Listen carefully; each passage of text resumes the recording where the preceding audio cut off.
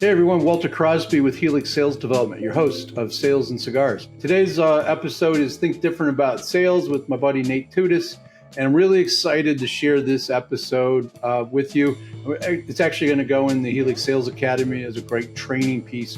So if you're a business owner or a sales manager who's struggling to get those folks on your team to elevate, and the ones that are pushing back, that think they're doing fine, and the ones that just are dragging things down a little bit, and you're not sure you got all the tools in your toolbox to be able to get them over the hump and motivate them to do what they need to do. This episode is for you. We talk about aligning those values and continuous learning, and how to get somebody to understand how they raise their own salary. And we talk a little bit about Andrew Carnegie and Napoleon Hill and those 17 laws that really get people to motivate. So go grab a cigar, grab a cocktail, strap in for this impactful episode of Sales and Cigars.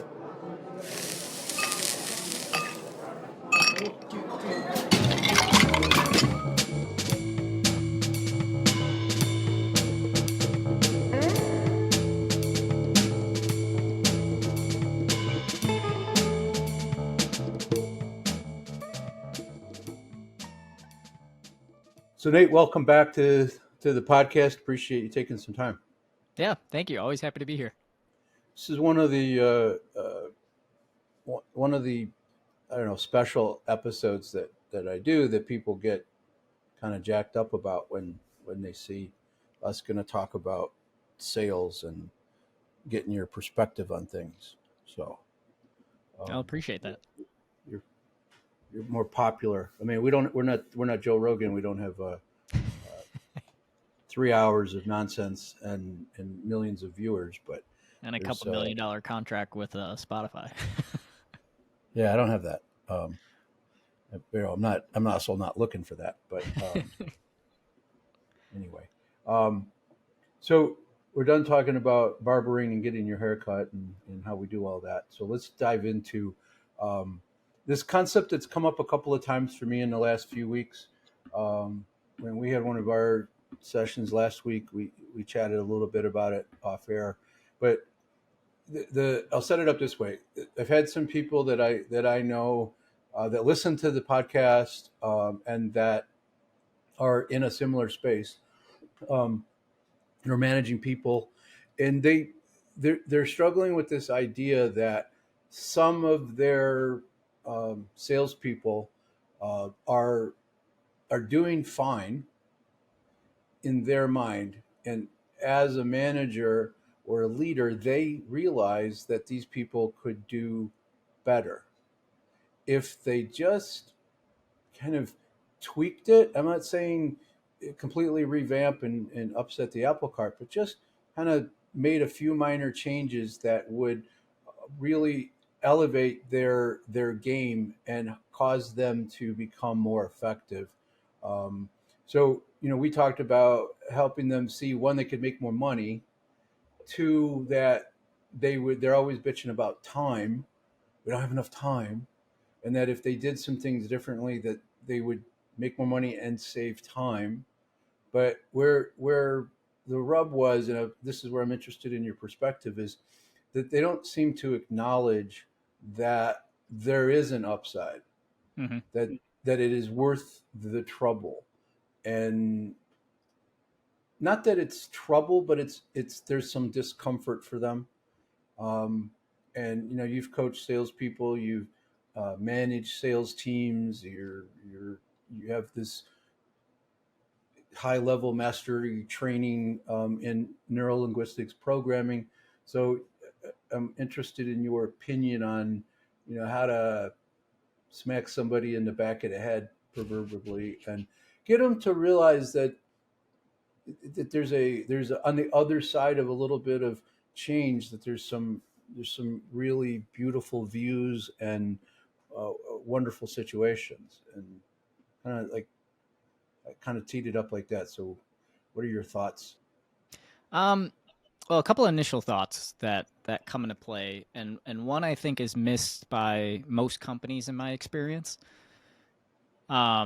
it's missed by a lot of managers. It's missed by just a lot of people in general, and it's alignment on goals and values, right? So if one of the values of the company is continuous and never-ending improvement, Kanai, as Tony Robbins has kind of coined it, if that's a value, then that has to be shown throughout the company. That has to be shown from leadership, all the way down. As Jocko would refer to, you got extreme ownership and taking ownership of, I have to show that myself. So is the highest level leader in the company portraying that value? And then are they making sure that the leaders underneath them are also portraying and modeling that behavior so that everybody underneath them kind of knows that that is the case?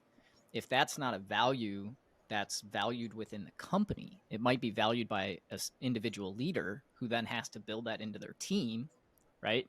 Because that's something they value within their team. But if that's not something that's necessarily laid out as a foundational element as part of the program, and then someone gets to a point and you just bring it up and you're like, hey, we need to have you grow, we need to have you develop, like you're stagnating, what have you, then it's kind of one of those things where the person's like, well, I didn't agree to that. Like, that wasn't something that you've laid out since the beginning.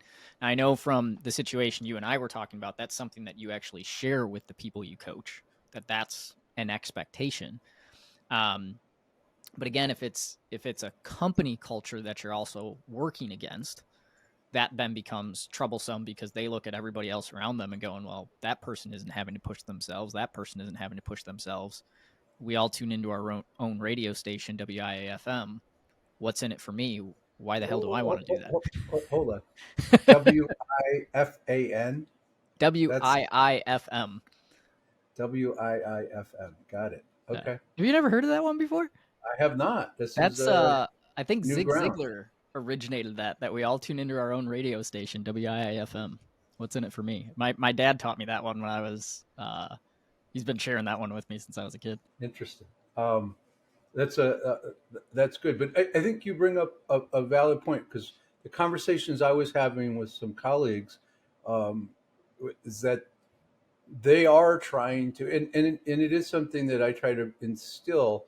But I think that's a really valid, a really strong point, that when we run into this, we have to build this back to a company culture, and if that's lacking, then we have to really build that into the team, or help them see how it is happening within the organization. So one of the situations I was thinking about was that there's a lot of change going on in an organization where they're trying to improve the operations department. They're doing training. They're improving their safety training. They're bringing the right people in to do the jobs. They're bringing in more supervision. So there is change happening in organizations, and sometimes we just have to connect it, right? And as that leader of that department, we need to be able to help those individuals who haven't acknowledged that they need to make some changes, that it's happening over here. It's incumbent upon us to keep elevating our game. That's a great point, and I think that helps out several of the folks that I had talked to during the past couple of weeks. I love it, and it's simple.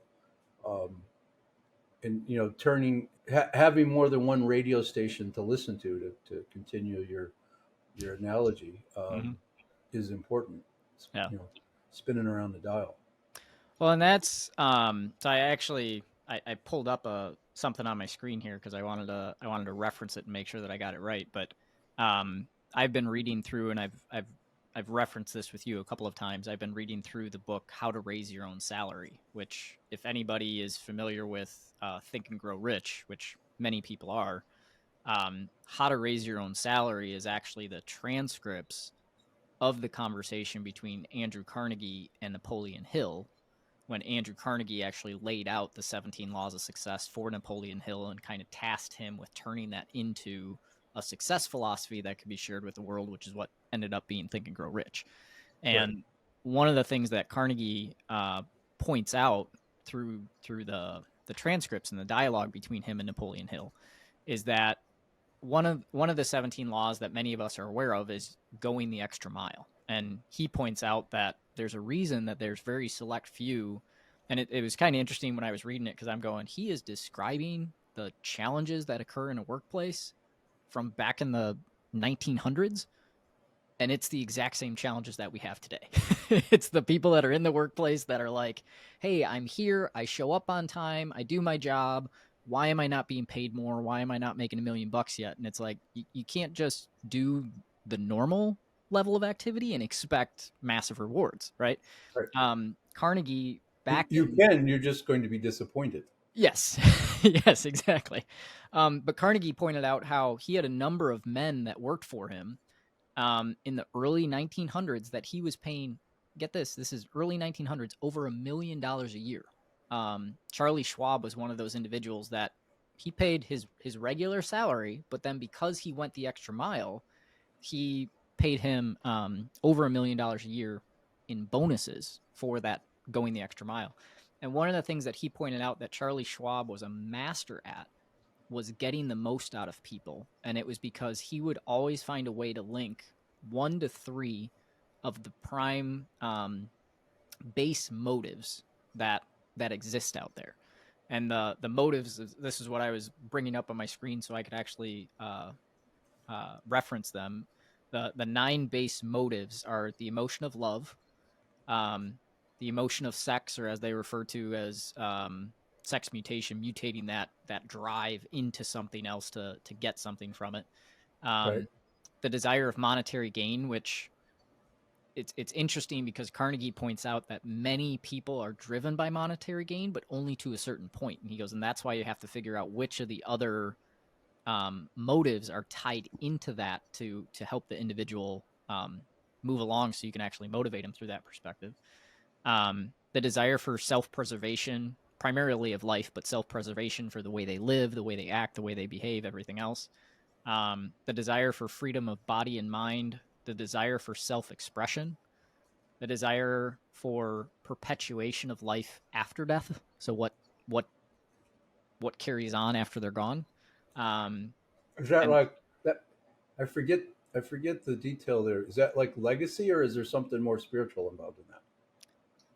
it's a little bit of both. It's primarily legacy and what they leave behind, and the caveat there is you have to figure out if that's legacy for just them and their family and kind of their own little unit that they want to leave something behind for their kin, so to speak, or if that's legacy like Andrew Carnegie. He was at a point where his legacy, he wanted to leave behind literally um, hundreds of millions. He took his entire wealth. He was arguably one of the wealthiest people in the world, and gave it all away. I mean, there was very little left by the time he actually passed, and he felt like that was a calling of his.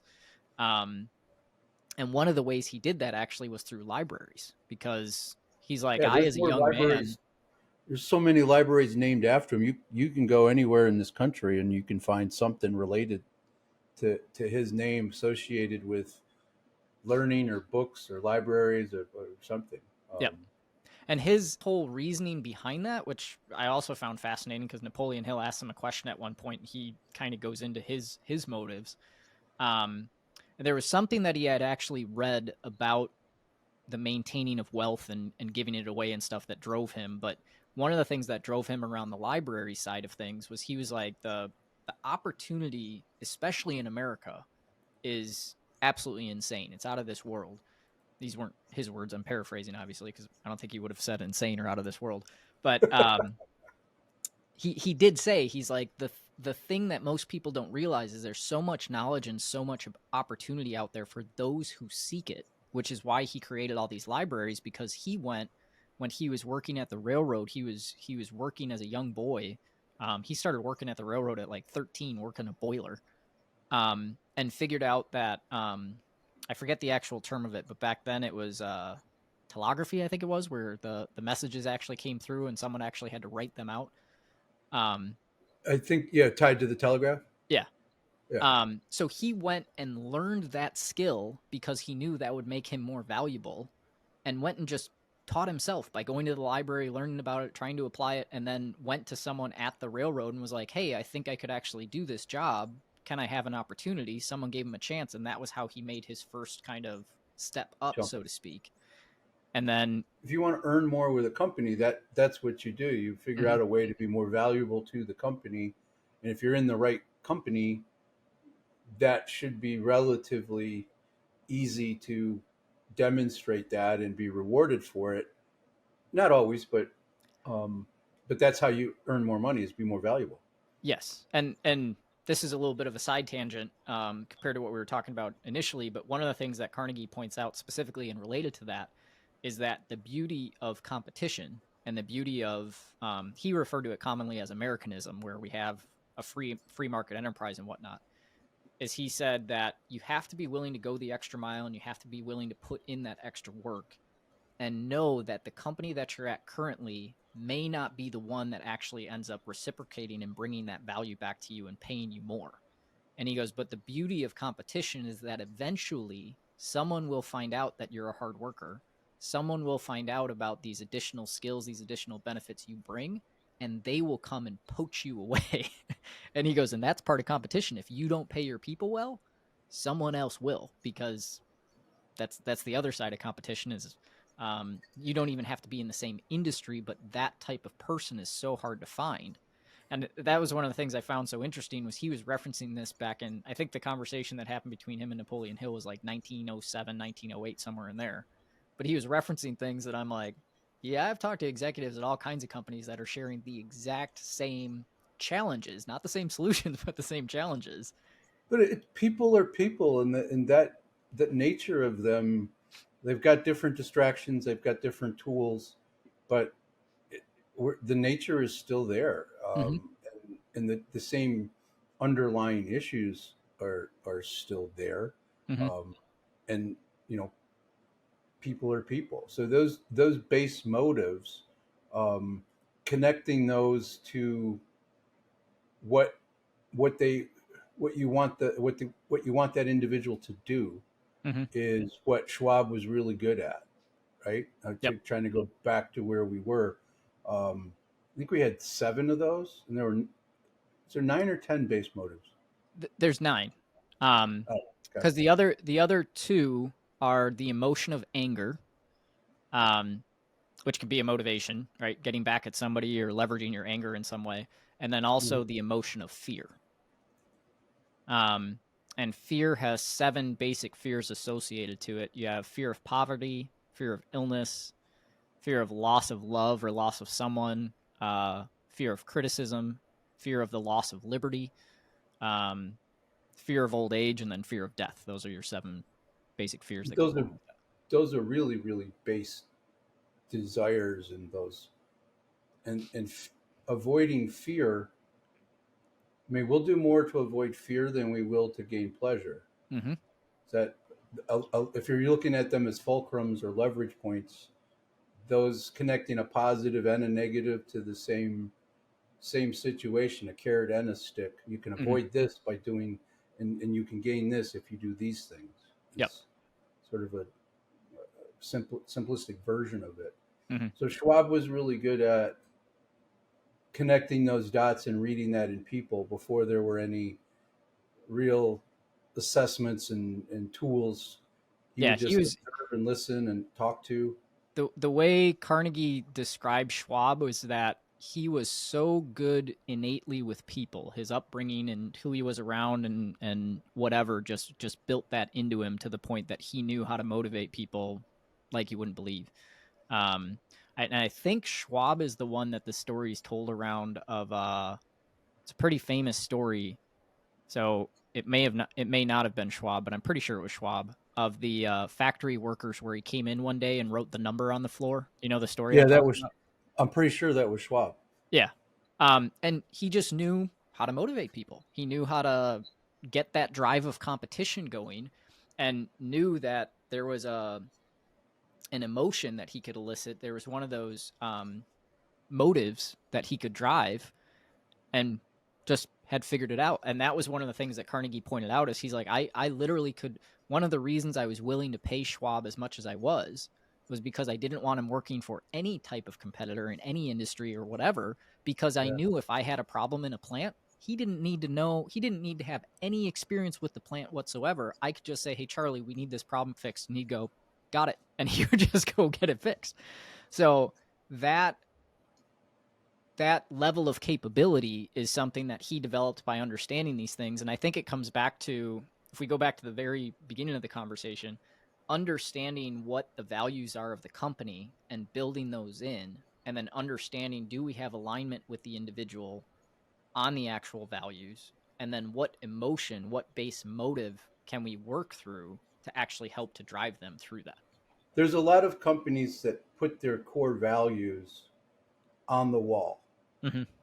right? They put posters up, they put stickers up, whatever, and they talk about them. But when push comes to shove, are they living them? And I think Right. that's what you're talking about, right? Are Mm-hmm. they really, are the leaders leading in that direction, or is it just these sound good, these are important, these are the right values, Mm-hmm. but are we demonstrating and living that? And I can think of, just with clients that I've had over the last 5 or 6 years, that it's rare to see somebody who says those are our values and we live those values by doing this, and this. Mm-hmm. And it's a continuous thing. And then there's more that they look good, they're important, but they don't live it every day. Mm-hmm.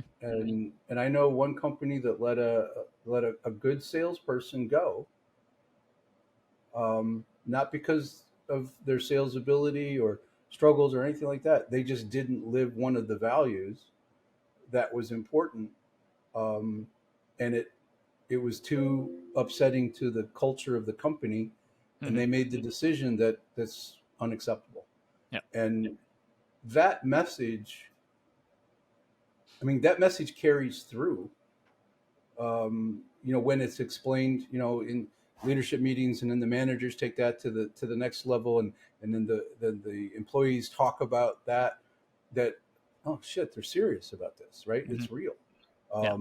So I think that's a really, really good takeaway for, I know, the folks that are listening to this, that we're if it's not part of the core values, maybe you can change that. Maybe you can put that into the organization. It'll take some time, but at least for your little group, the people you're driving, the people you're managing, the people you're supporting, you can start to change there, and put that at a high level, and say we need to be the example for the rest of the organization.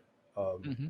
and the motivation there simply could be, if we do these things, we'll either be recognized within this organization, or some other organization will pick us up. Mm-hmm. And there's change involved. Yep. You have to have some trust and confidence in yourself, Mm-hmm. Well, to and do that.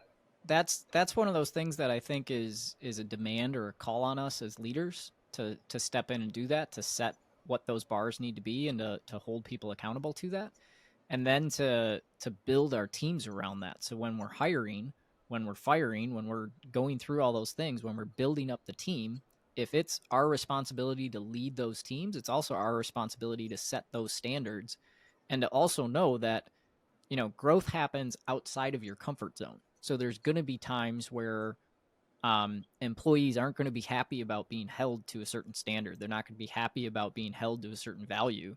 It doesn't mean that they're out of alignment. It may just mean that they're comfortable and they're going, but boss, I don't want to push to that level. And we as bosses have to figure out, how do we tap into those 9 base motives? Which one do we need to pull to figure out how to get them to go, you know what? I'm willing to go outside of that comfort zone. I'm willing to try that little extra bit. Some people, it's you got to give them big, huge mountains to climb because they're motivated by that, and others, it's you got to give them just small little steps that they're gonna creep over each day. But that is the challenge for us as leaders, as coaches, as whatever you want to refer to us as. That's part of our challenge, to go, okay, in order for me to figure out how to do that, I need to learn and grow. I need to get out of my comfort zone and figure out what drives that person, and But and put I those think together. I think that's part of when I look at a situation where I'm struggling to get a salesperson over the hump, or to see something, um, I'm do I not have enough tools in my toolbox? Am I not communicating effectively? I mean, that's the first place I go. Hmm. Like, what am I not doing that I should be doing? And then I look at, like, what is it that's blocking them from seeing this as an opportunity? And then after you've gone through that for a period of time, I think the next level, and this might be a different conversation, but some people are just going to refuse to do certain things, and Hmm. we can say, well, we're not as good as Charlie Schwab to find that motivation or find that right connection. Um, but at some point, when do we really look at that and say this is on them to take that next step? Hmm. Because you maybe we as leaders, we go more than halfway and extend our hand and build the trust in the relationship, but I don't know that you go all the way across, pick them up, carry them across the little rope that they're afraid to go across. Yep. Because that, I don't know if that always sends the right message, and it's always safe to do that. But Right. like I said, there might be another conversation. But Well, and um, I think that comes down to, as leaders, have we laid that groundwork and foundation? If we didn't have it laid at the beginning, if it wasn't understood as part of the standard, have we given time for people to adjust to that new standard, right? But once we've done those kinds of things, there's a great book. I can see you've actually got the first one over your shoulder, Extreme Ownership, that Jocko Willink wrote, and the follow up book that Jocko wrote to that is Dichotomy of Leadership, because he that's points right on out that top of that one. there's okay. I just can't see it from the camera. Um, but there's so many dichotomies there where it's like you have to take ownership, but there's also a point where you have to say that, hey, this I can't literally pick you up and carry you. I can't do the job for you. I can, whatever. Or, you're doing well, but now we've gotten to the point where I'm unable in my leadership capabilities. I'll own that. I don't have the skill and ability that Charlie Schwab had to figure out how to motivate just anybody.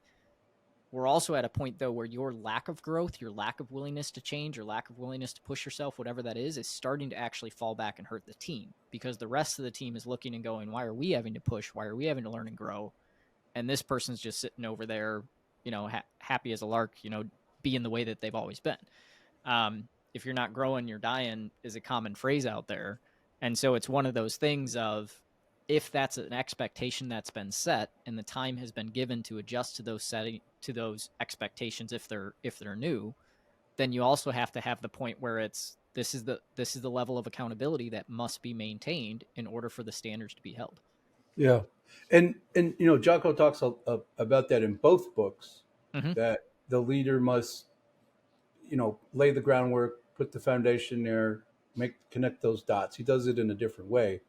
Um, but there is, because he's talking about teams, right? That have to work as a team, otherwise the team fails. Mm-hmm. And when the team fails in the situations he was in, I mean, there's dire consequences, Yeah. life and death consequences. Um, and I remember one part of the book where he was talking about the team didn't have their radios in the right working order. I forget the specifics of it, but he lost his shit around that Mm-hmm. and made them spend time working on getting their radios, and he literally had to explain to them how that, if they weren't in a training exercise and it was a real life, uh, what did they call the things when they went out to do a job? A It's not a mission. sortie mission. Like, if they're on a real mission with bad folks, that not being on the same page would have caused total chaos, and Mm-hmm. people would have died. Um, but at that point, he had to explain it to them, he had to lay it out. Right. But because of all the foundations that were there, and the expectations that were set, but I mean, you're talking about an organization with him where it's ingrained in them just to get to go to the training Mm-hmm. to be a SEAL, right? And then Mm-hmm. all throughout that, and then you've elevated yourself to have that status, and then you never stop, right? Right. They were constantly training to get better. Yeah. And so that's, he had issues even with those people, Oh yeah. right? That Yeah. elevated to that. Um, Well, so because humans are humans. We get comfortable with a certain level, and then that becomes our homeostasis, and then we don't want to move outside of that. So, yeah. um, yeah. So, I mean, I think this addresses, um, even stronger points that, than I had hoped for myself and for some of the listeners out there who are trying to grow um, a team. What they can do to, from a foundational element, and what they need to do every day, every week, every month, every quarter, to support that, even when the leadership of the company isn't living it. Right, you Mm-hmm. still can have success. It's harder, but you still can have success in that arena. Yeah. So, Well, and those it's base motives are really a big part of that. yes, and it's to touch just on that last point. I think that's one of the things as leaders that we have to protect our teams with. And I had some really great examples of this in the Marine Corps and throughout my career and whatnot, where um, we would have guys on the team that would point and go, well, but that team isn't having to do that, or they're not having to do this, or whatever. And they would just say, that's fine. That's them. We don't worry about them. We worry about us, our team, our squad, our unit, whatever. We focus on us and what we're capable of doing. And we're going to wipe the floor with everybody else, tough. If you've ever watched Band of Brothers, they kind of had that with, um, it's the guy from Friends. I'm blanking on his name right now, Captain Sobel, where he Swimmer. pushed, yeah, Schwimmer. David Schwimmer plays Captain Sobel, and Sobel in Band of Brothers, he pushed that group, that Easy Company, further than anybody else. They were, well, everybody else got weekend passes and were out on liberty. They were training and they were running up Currahee and everything else. Well, when they got into the war, they were the company that was called on constantly, to the point that they were complaining, going, wait a minute, we've got, there's a scene where they're like, we have 9 companies. Why is it that Easy Company is always at the front? And it's like, because you guys are the ones that can be relied on, because you pushed yourselves to that level. Yeah. Well, the good news is you're the best company, and the bad news is you're the best company. You're on the front. Exactly. Exactly. If you're a Marine, you signed up for that to begin with, right? Yeah. Yeah. Exactly. Not that they were Marines, but Yeah. that's part of, like, to me, that's how I look at a sales team. We should be better communicators than anybody in the organization. Mm-hmm. We should be more competitive than anybody else in the organization. Our motors should be higher than anybody else's, and that's okay. Mm-hmm. We should be leading that pack, and on a regular basis. I mean, sure, you have your days where it's like you're not feeling it, and but you still got to go out and do the job. Mm-hmm. So I think it's a great place to land this mission, if you will. And we covered Napoleon Hill, Carnegie, Schwab, Jocko, all pretty good thinkers, Mm-hmm. all pretty good leaders, and motivators. Um, I don't know. I think they're motivators, but they were looking for the right buttons to push for the people to be self motivated. Mm-hmm. And I think that's what makes a really good motivator, is that you point things out that cause them to take the action themselves. Yep. So, and that's one of the things that we got to have a pretty robust toolbox. Um, as sales leaders, business owners, coaches, military leaders, whatever, your toolbox has got to be robust, because you're always going to run into some knucklehead along the way. Yep. 100%. All right, man. Thanks again. As always, this was educational and impactful. So thanks. Outstanding. Thank you. Hey, thanks for being part of the Sales and Cigar community. I wanted to share that I wrote a book, The 7 Critical Mistakes CEOs Make with Their Sales Organization. The CEOs who've read it tell me I cut to the chase quickly, get to the point, explain exactly what they're experiencing, why they're experiencing it, and how to fix it.